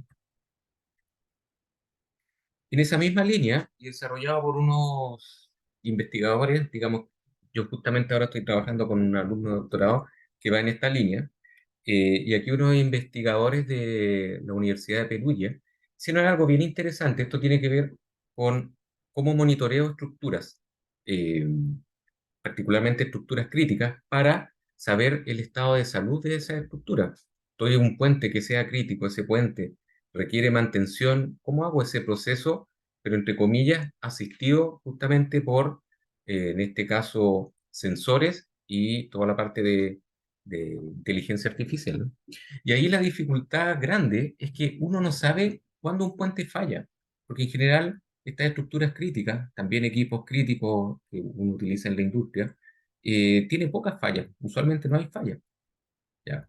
Pero de alguna manera nosotros podemos ir entendiendo si esa estructura está sufriendo, entre comillas, una degradación. Y acá súper interesante lo que propusieron, porque se propuso todo el uso de autoencoders utilizando redes, estas LSTM, ¿no es cierto?, que modela muy bien las series de tiempo. Entonces se ocupó una red neuronal que modela muy bien la serie de tiempo, más todo un proceso de autoencoders, que es una estructura dentro de la red neuronal, que nos permite identificar variaciones. Entonces, si yo me mantengo en una condición basal y no cambia, probablemente este autoencoder, cuando recupere la información, va a recuperar una información muy cercana a la original. Sin embargo, cuando el proceso empieza a degradarse, la estructura, probablemente la salida del autoencoder va a estar de manera distinta a la condición original, con lo cual yo de alguna manera voy a poder levantar alguna alerta. Esto se puede hacer mirando un sensor o mirando un conjunto de sensores donde para cada uno de ellos uno podría tener el, el modelo, ¿no es cierto?, de autoencoder para identificar si está sufriendo o no degradación. Y con eso uno podría tener un sistema que de alguna manera pudiera ir monitoreando la estructura y el estado de la estructura en el tiempo. Entonces, cuando uno quiere insertar esto en el proceso operativo ahora, ¿no es cierto? Ahí uno ve el modelo, ya funcionó, hizo sus métricas, pero para poder insertarlo ahora, hay pilares que son súper relevantes. Lo primero que uno tiene que tener claro a nivel de la industria, tiene que haber una visión estratégica. Si no hay visión estratégica de los datos, de insertar todo este tema de la inteligencia artificial, es súper difícil. Por otro lado, tiene que haber un repositorio de datos, ¿no es cierto? Probablemente ahí, en un contexto más técnico, lo que hoy día se llama un data lake o lo que está evolucionando a lo que llamamos un delta lake. Tiene que haber cultura, o sea, la organización tiene que tener preparación para justamente trabajar con los datos. Tenemos que tener preparación para metodológicamente poder abordar este tipo de proyectos, ¿no es cierto? Particularmente con implementaciones utilizando agilidad. Y por el otro lado, tiene que existir una visión de cómo esto yo lo voy a poner en un entorno productivo. No basta solamente el modelo y que me vaya generando los datos y yo los voy mirando, porque eso no permite la toma de decisiones finales. Y aquí contar un poco lo que va evolucionando este proceso, ¿no es cierto? Donde inicialmente uno tenía bases de datos relacionales, esto se fue moviendo a todo un tema de data lake, donde vamos a querer estructurar, gobernar, realizar calidad de datos e interoperar con otros sistemas. Sin embargo, este proceso igual trae dificultades y hoy en día se va moviendo a algo mucho más estructurado todavía, que se denomina el concepto de data lake, donde nosotros vamos a poder versionar, por ejemplo, datos, manejar todo el concepto de un catálogo de datos para que la persona que tenga que construir los modelos o analizar los datos tenga una forma mucho más simple de accederlos y no tener que irlos recolectando entre comillas, de una manera manual, ¿no? Y también todo esto se ha ido moviendo en el proceso de poner esto en un entorno productivo que sea una integración continua, ¿no es cierto? Yo diseño, construyo, lo hago un deploy o lo pongo, digamos, en un entorno productivo, lo monitoreo y en función de cómo esto se vaya comportando, yo sigo ese ciclo. Es un ciclo continuo, ¿no es cierto? Que nos tiene que permitir escalabilidad, toda la parte del monitoreo y mantenimiento de los modelos, de tener un catálogo de modelos justamente para entender qué es lo que tenemos, cómo lo estamos haciendo y cómo está funcionando, y que nos permite colaborar con distintas áreas, ¿vale? No solamente ciencia de datos, sino que hay una serie de áreas adicionales que se necesitan para poder ejecutar eso. Y en ese contexto, como última lámina, es mostrar un poquito cómo son los perfiles que han ido apareciendo. eh, Toda la parte técnica, ¿no es cierto? Han ido apareciendo perfiles como arquitectos de datos, como ingenieros de datos, como ingenieros de MLOps, ¿no es cierto? Pero hacia la derecha, toda la parte de mucho más cercana al negocio, ¿no es cierto? Hacia la especialidad, como los científicos de datos, que tienen que entender de los datos, pero también tienen que entender del negocio, como lo que se llama los data translators, que básicamente entienden el negocio fuertemente, pero también entienden respecto de los datos, y los ingenieros especialistas que de alguna manera, cuando queramos sobre todo resolver algo que es muy particular, poder entender cómo ellos modelan ese tipo de condiciones para finalmente poder traspasarlas a los análisis de datos, ¿vale? Eh, Eso.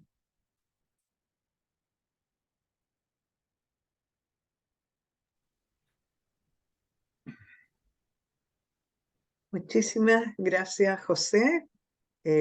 Vuelvo a dar las gracias a Ricardo, a Juan Carlos y dejo la palabra aquí a Juan Carlos para ir cerrando el foro que ha estado interesantísimo y nos ha aportado muchísimo a todo lo que es el avance, poder avanzar en el conocimiento de todas estas temáticas. Adelante, Juan Carlos. Recuerden, por favor, los asistentes, de responder la mini encuesta. Gracias. Adelante, Sí, Juan Carlos. claro, efectivamente ha estado muy interesante. Ricardo nos ha hecho reflexionar en una serie de cosas que de repente ni siquiera las habíamos pensado.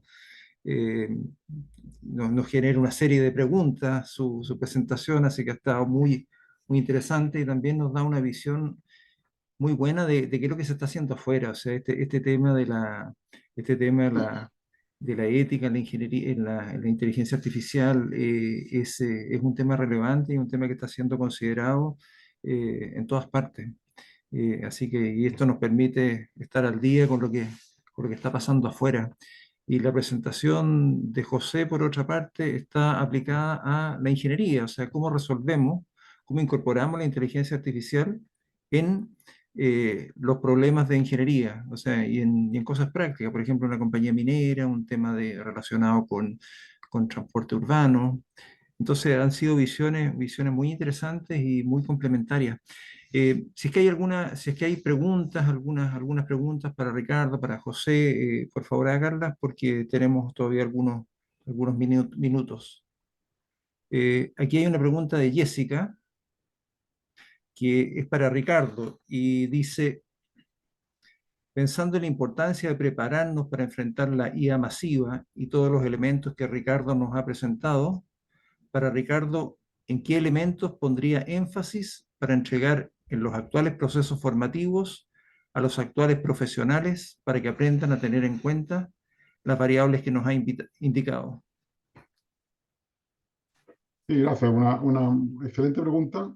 Em, yo creo que hay dos cosas que yo haría hoy en día, por ejemplo, en la enseñanza de ingeniería en Chile. Una es que el primer año debiera haber un curso de ética de la tecnología, es decir, cómo se aplica la ética de la tecnología, en particular la inteligencia artificial, pero también otras tecnologías tienen similares problemas, sobre todo en el ámbito, por ejemplo, medioambiental, y en otros ámbitos que no tienen que ver solamente con los derechos humanos. Así que eso sería como el primer elemento. Y el segundo elemento es que yo creo que eh, si uno hace solamente eso, no es suficiente. Esto hay que practicarlo, la ética se practica. Yo he aprendido ética en los últimos años con gente que sabe de mucho del tema, pero también practicando eso.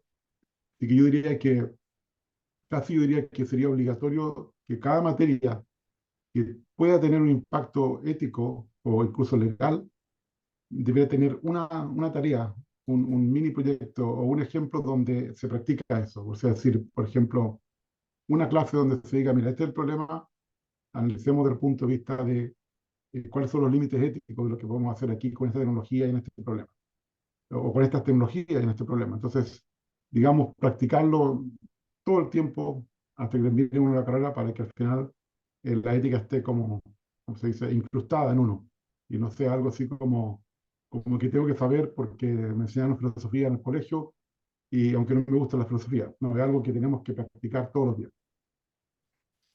Muchas gracias. Y eso nos lleva a otra reflexión. En el instituto hemos tenido comisiones de ética y hemos tenido también comisiones de educación, y estas dos respuestas a la pregunta de Jessica de alguna forma nos ayudan a poder incorporar esto en lo que hacemos.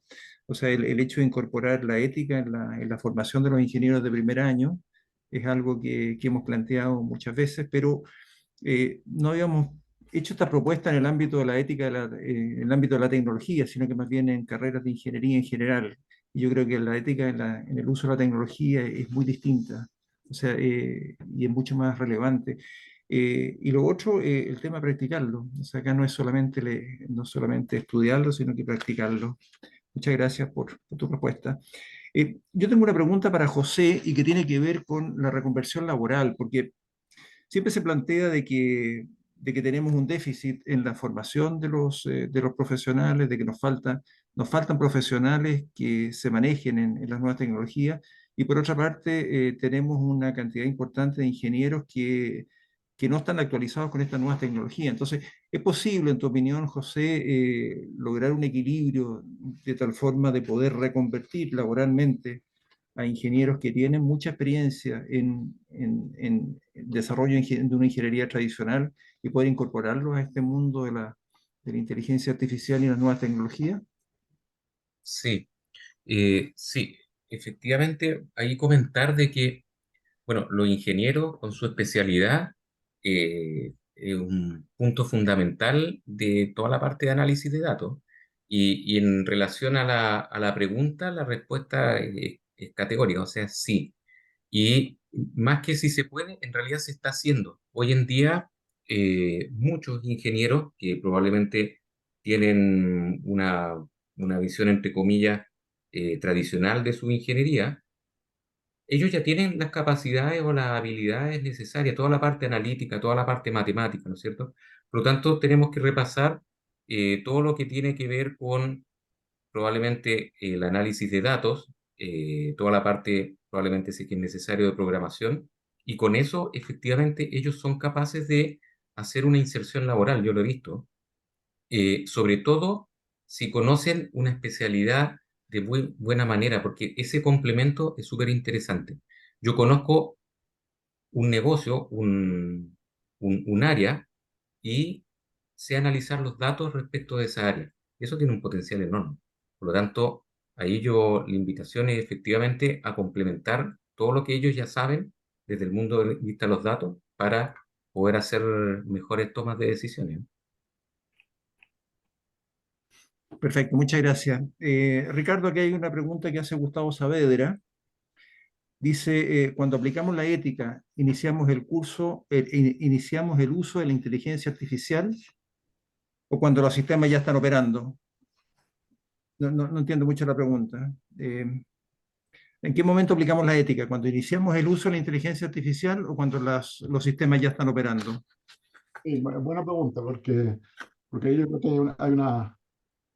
hay una pequeña falacia de eso de que se dice de que, por ejemplo, la regulación va a impedir la innovación.